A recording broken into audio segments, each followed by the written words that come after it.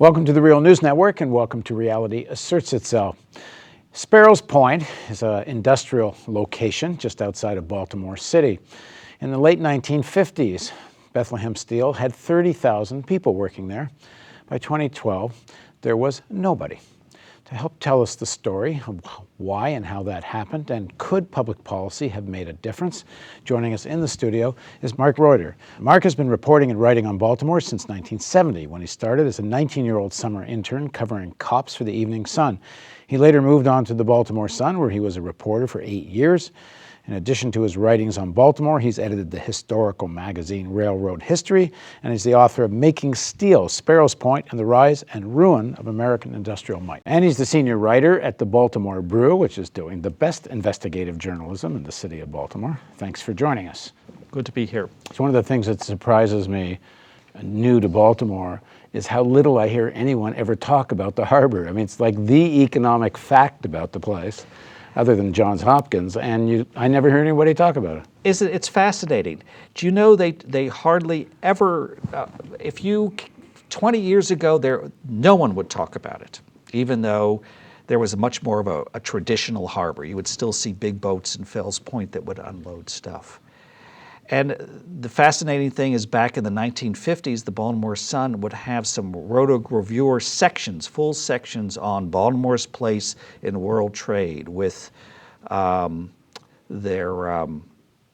with photography, lovingly depicting the coal piers that were exporting and all of this. So it was a real mind change. And if you want politicians to lead folks,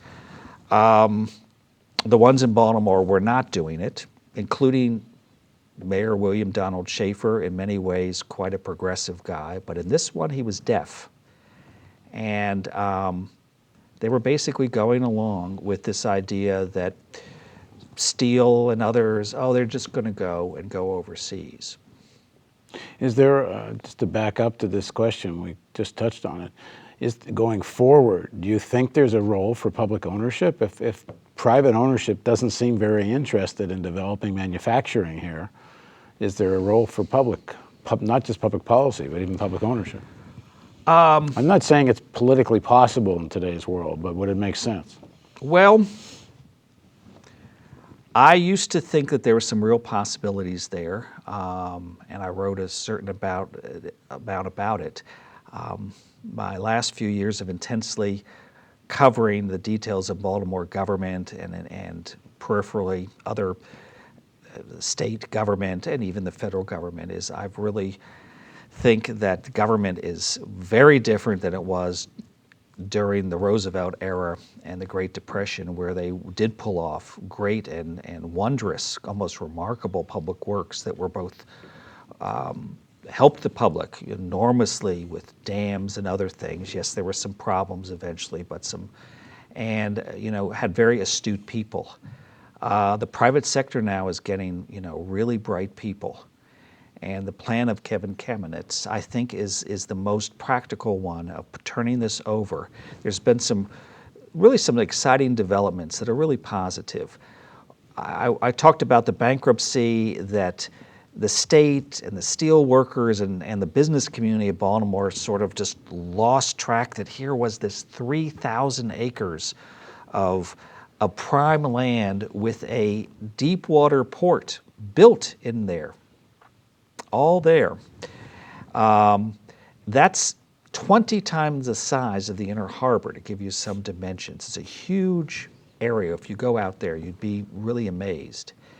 And they gave it over through neglect and lack of forethought to these two Midwest liquidators.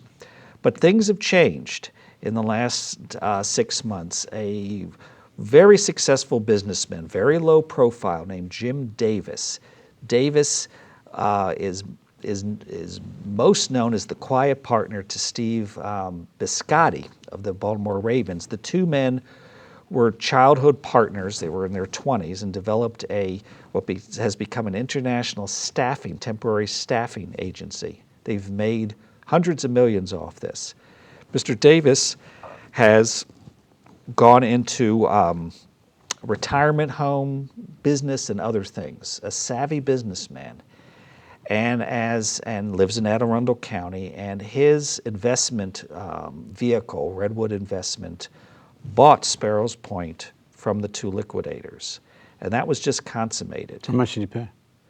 Around $100 million, which or a little over. And so the liquidators did very well. They got a lot of steel and sold a lot of stuff, so they made quite a bit. And then they only paid around $70 million for Sparrows Point, which on the books was worth over $1 billion. So he is following Kamenitz's, and they definitely are working together. So there is a public component, but it's private. And there's another of putting together advanced manufacturing. Now, the other group here, which would interest you, is the Maryland Port Administration. They are faced with the super large post-Panamex, and which will have a number of problems getting closer into Baltimore. But Sparrows Point is far out. It's out farther than even the Key Bridge, which is a slight stumbling block despite its height. They want to have advanced facilities there. They haven't decided at a place at Sparrows Point called Coke Point, the very end of this.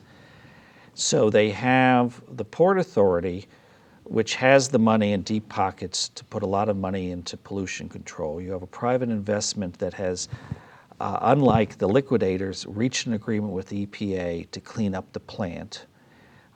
That needs to be monitored, but that's a good sign because all the previous owners fought it, and they spent more money on lawyers than ever cleaning it up.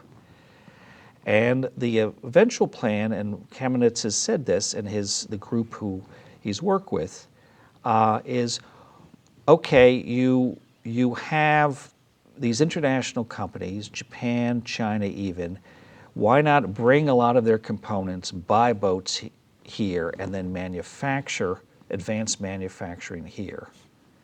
And you have 3,000 acres. You have both Norfolk Southern and CXS with quite nice facilities that serve the steel mill, could serve this. You're in a great location because you're very close to the Midwest compared to Philly or New York.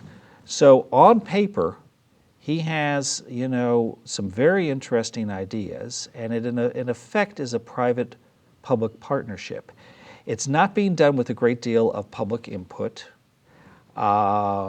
which might be a cause of concern. But so far, the quality of people, and Redwood has done all the right moves so far. They had a ceremony honoring the tradition of Sparrows Point recently, which was a very good community move. Mm.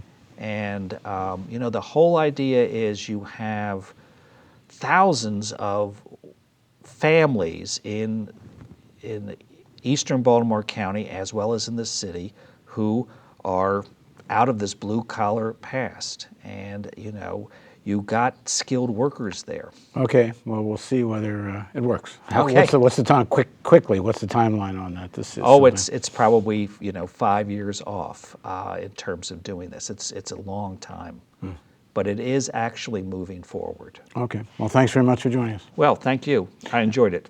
And thank you for joining us on the Real News Network.